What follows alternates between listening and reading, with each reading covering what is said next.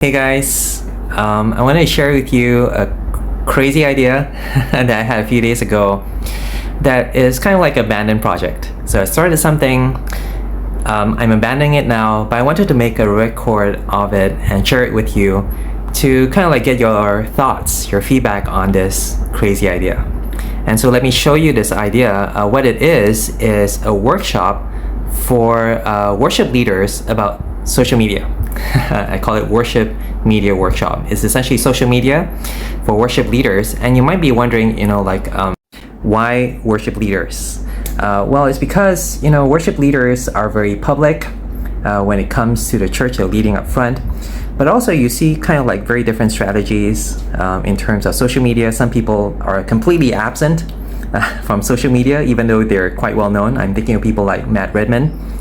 But some social media presences for worship leaders are very intentional. So Hillsong, Bethel Music, that kind of thing, they use it very intentionally to promote their music, but also to promote the message of the gospel. And so how do you decide, which path do you choose if you are not social media, you're a worship leader? And so that's the whole point of this workshop, to kind of like help people to see, using a kind of biblical framework as to how to use their social media pages, Instagram, Facebook, that kind of thing. And so what I'm proposing here is a kind of like a simple framework that worship leaders can take away, what we see and what we feel and what we know.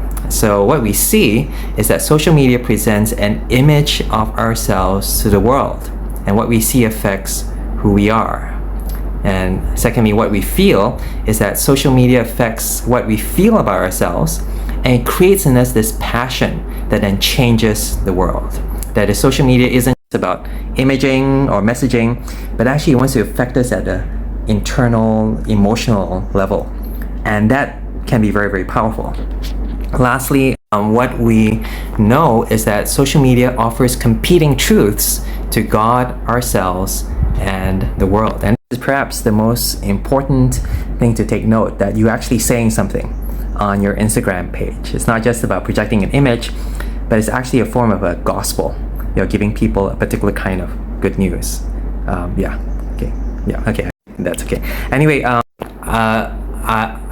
wanted to look at some real world examples. I'll look at some worship leaders on Instagram, that kind of thing. But then go to the Bible. The point was to actually look at what the Bible has to say about social media. And the place I want to go to was actually Psalm 73. And Psalm 73 is really interesting for a few reasons, in that it is a psalm by a worship leader, Asaph. This guy named Asaph was actually a worship leader for King David. And that means Asaph was the leader of the largest worship team in the entire world. But also, I'm not sure if you noticed, Psalm 73 right up to Psalm 83, so 11 Psalms in total, were all composed by Asaph. So Psalm 74 also Asaph, 75 Asaph, and so Asaph was this composer, was this worship leader, and so therefore he was kind of like determining the message of the worship of the day. Also, interestingly, Asaph wasn't a good singer. Interesting, right? So he wrote the music, but no one would let him near a mic. So I thought that was an interesting tidbit. And why did we choose Psalm 73? Well, it's because Psalm 73 is Asaph confessing that he is struggling to lead worship in three ways: what he sees, what he feels, and what he knows. And so part of the exercise of this workshop would be to work through what he saw, what he felt, what he knows in Psalm 73. And I'll just give you a very quick preview of the answers. What Asaph sees are two temptations. He sees the comfort of this world, and he sees the success of other worship leaders. So let's look at that. So Psalm 73, he starts off by saying, "Truly God is good to Israel, but as for me, my feet had almost stumbled. My steps had nearly slipped, for I was envious of the arrogant." Verse 4, their bodies are fat and sleek. Verse 5, they have no troubles as others are. Meaning what he sees are people who seem to be doing much better than him. And it is a kind of like a temptation for Asaph, as he sees other people, who don't worship God, who don't know God, but somehow, why is it that their lives are better than him?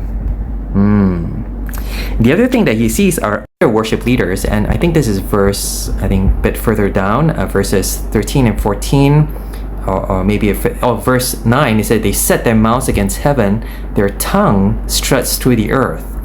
And this is talking about people who not only have this YOLO lifestyle, but they're saying to others, hey, join me.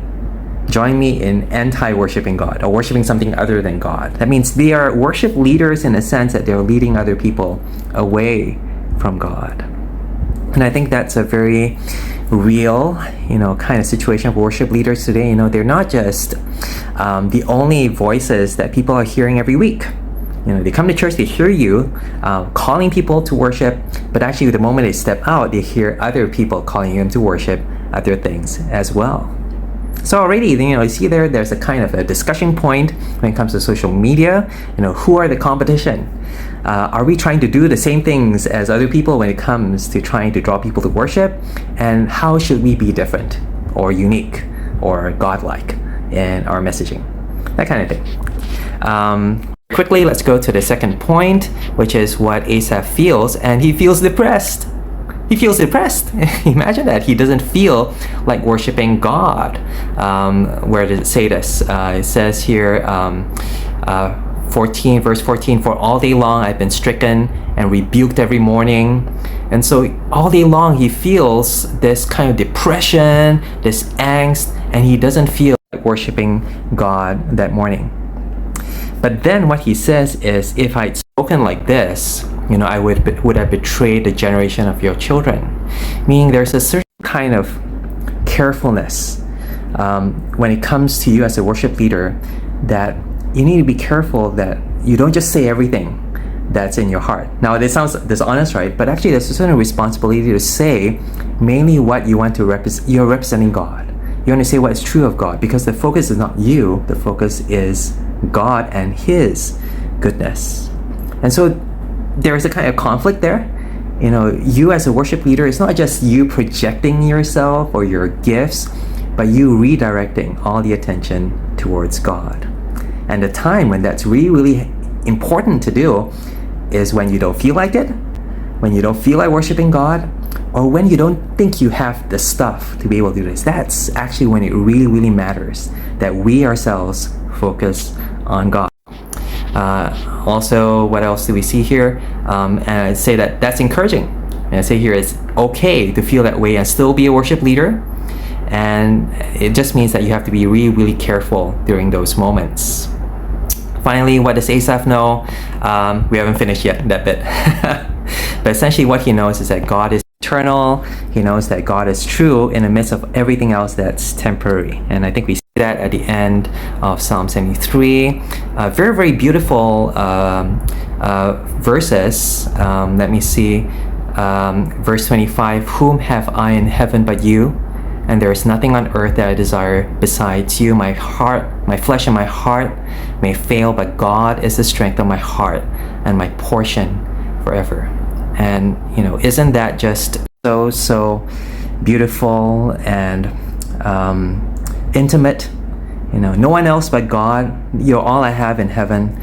Isn't that eternal? It's not just what I see today, but really this is something that I want to be doing all of my life into all of eternity, that kind of thing. But I think also it means that the way in which Asaph got to this point was through all those depressions and all those doubts. The reason why Asaph is actually able to reach this conclusion that God is worth worshiping, God is the only one that's worth giving our whole lives to, is because he's weighed through all his doubts, he's weighed through all his struggles, and he's reached this point whereby he knows for certain God is his portion forever.